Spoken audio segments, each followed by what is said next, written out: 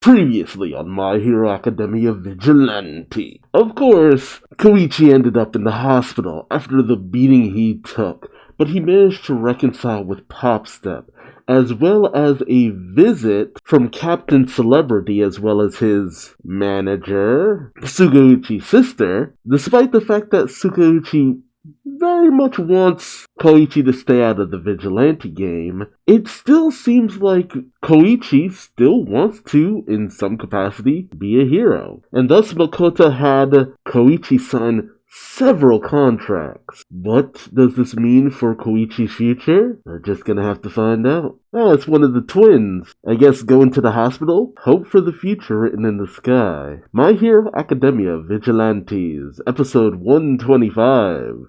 Toward the future. April. Alright, so Soga has come to check up on Popstep. He says, how's the rehab going? Pop says, well, I can walk on my own again, mostly. Though I don't know if I'll ever be bouncing and leaping around like I used to. Dang. Soga says, take it slowly. You'll get there eventually. The cops are coming to get your statement tomorrow. But don't push yourself. When it comes to those missing chunks of memory, just be honest. Pop says, I will, thanks. Still, there's no denying how much trouble I caused, so I'd like to take responsibility however I can. Soga tells her, yeah, well, go easy on yourself. You're a victim of that bee thing too, you know. And hey, you want to talk about causing trouble? How about the guy who got a few city blocks flattened and just kinda laughed it off? He should be the first in line to feel guilty. At least before you. Pop thinks about it and says, you have a point. It could have been a lot worse if it wasn't for Koichi. Okay, I had to check real quick. That's Miu. You have you and you have Miu of the twins. So you gotta get them straight sometimes. So Miu comes by and says, hey Pop. Soga is taken off guard and he just walks by Miu and says, give me a ring if anything comes up. Miu narrows her eyes at the leaving Soga and says, that shady guy sure is dropping by a lot. How exactly do you know him? Pop just simply asks Miu, how's everyone doing lately? Miu gets into the spiel saying, selling into new things I guess. The Prez and her guy are having a hard time adjusting to their jobs. Aw, that's sad. Meanwhile, the dance girls are cracking the whip with new students. The adorable little trio of girls. Oh, also, you found herself a boyfriend. An older guy from her college. Too plain for my taste, but she beat me to the punch in that arena. Aw, Mia is despondent. Hey, different strokes for different folks. Pop says, you got a part-time job at Hopper's, right, Mew? You might meet someone there, yeah? Mew is obvious. He doesn't think too highly of that opinion, saying, our clientele is just kinda on the rough side. Mostly saying, they look very different. Which, I mean, kind of gives into certain stereotypes about appearances and stuff like that, but, I mean, we live in a society where some girls are fine with the Monster D and other girls not so much.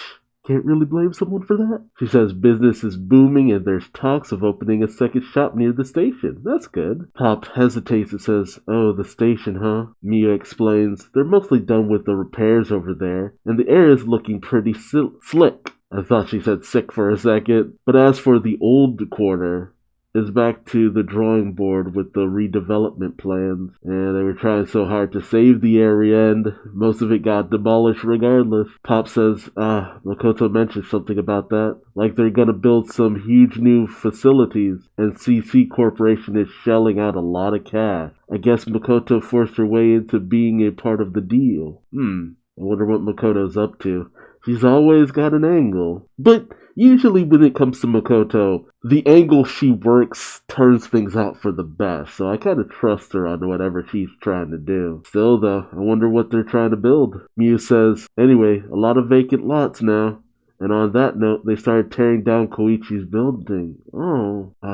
Jeez, that's right. Koichi's place got really roughed up in all of this. I wonder how much he saved. Not to mention, he hadn't been working for a while there, too. I wonder if he's gonna be okay financially, especially considering he signed on with Makoto and Captain Celebrity. Miu looks sad and says, so that old shabby dump is gonna be gone soon. First Nerve Fest ended, and now it's like everything we know is changing so fast, while I'm the only one standing still. A feeling I can get behind. You know, sometimes you feel like you're the only one not moving forward in your life.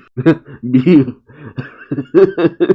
has a very angry look in her face and says, "Look, my life's at a standstill too. Failed my entrance exams, can't find a boyfriend. My only hope at this point is a big miracle to turn things around."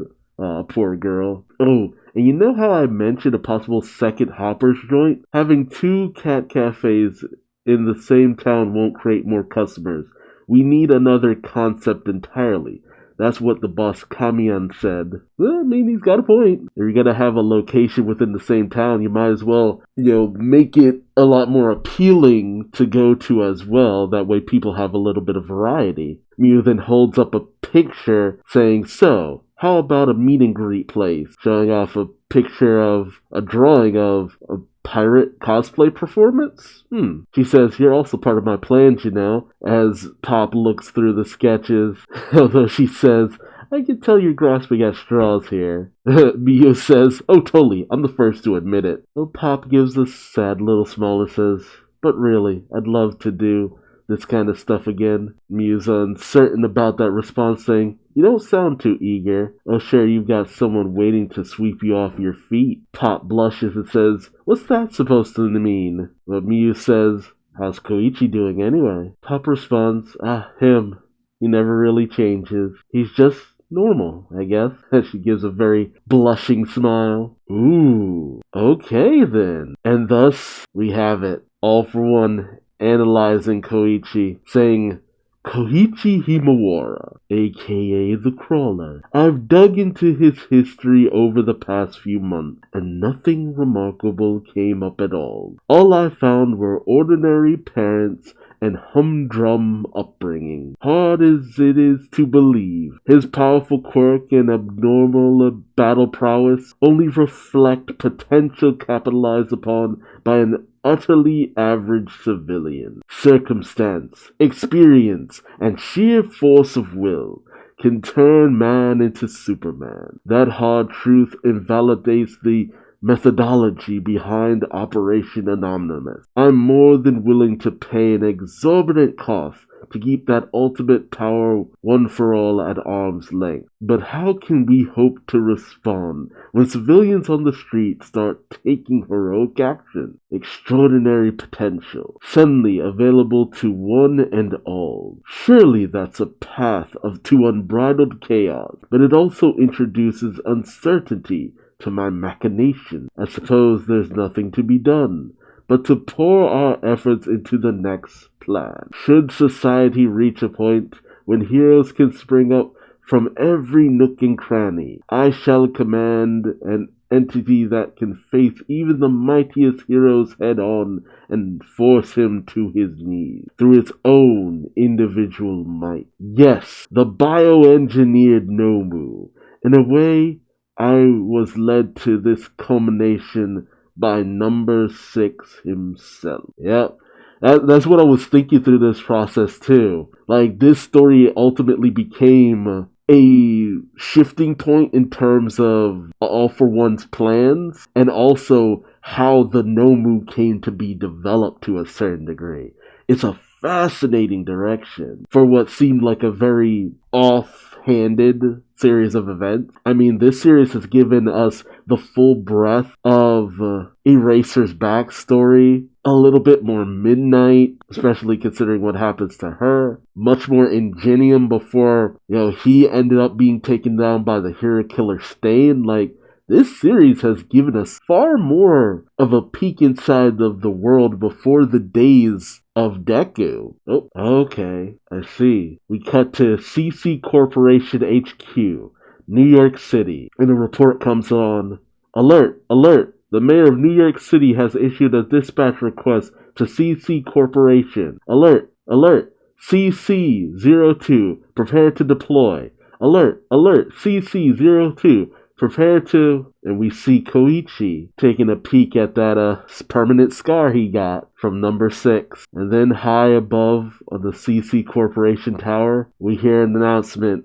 as a gate slowly opens. Oh shit. And we hear it as Koichi steps out to the platform. CCC-02, the Sky Crawler. Stand by. Oh shit. Oh man, that is an amazing title. Went from the crawler to the Sky Crawler. Oh, that name is so cool. Ooh, damn. The Sky Crawler. New York City, that I kind of figured as much. It would explain why we haven't seen him in the main series, because getting people to travel internationally has been such a problem. And there it is, final chapter coming May 27th. Dang. Final chapter. This really did feel like kind of a, we're wrapping things up kind of situation. We get Popstep talking to Mew about pretty much everything that's been going on. How the lives of the kind of ordinary civilians are going for the most part. And then a little bit of All for One talking about how his machinations, his plans have kind of changed.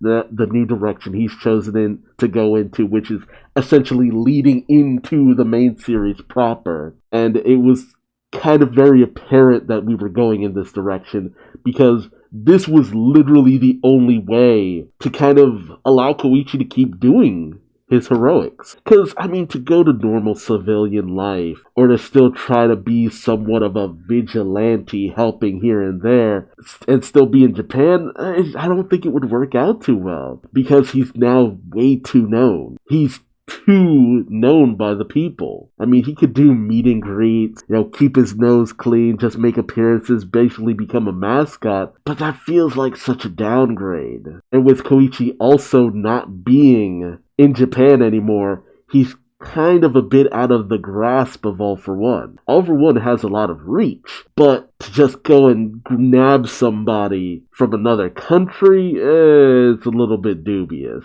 I really did like this. And I know that next chapter we're probably going to see what's been going on with Knuckle Duster, the new status quo for Koichi, maybe even a bit of a time skip, showing where Koichi is now, or something that runs parallel to the first chapter of My Hero Academia. Because that's what this really feels like. Like, next chapter, we're gonna have a moment that just shows us like a smash cut that is just like, this literally takes place before the very first chapter of My Hero Academia. At least the events of the final chapter of Vigilantes. This has been a great journey. Not putting down Deku's journey, but Koichi's journey to becoming a hero just feels so fascinating, just because, it was kind of Koichi not thinking he had the potential to become a hero anymore. Like, he flunked out of most situations, and yet he became such a capable hero just through grit, determination, and circumstance, and a lot of luck. Like, Koichi felt like the ultimate underdog, and what helped him work around it is just developing his own ability to the maximum. And that tends to be very compelling to a lot of people. Seeing what should otherwise be an unremarkable ability become remarkable. The clever nature in which a hero uses their abilities. Because it's just like, hey, you have to think, how do you get the maximum output of what seems like a very mundane power? And it's been a fun and fabulous journey. So I want to hear from you. What do you think the future holds for Koichi? What do you think about the name The Sky Crawler? I want to hear from you. So until then, how about subscribing so you don't miss out on my reaction to the final chapter? Or don't.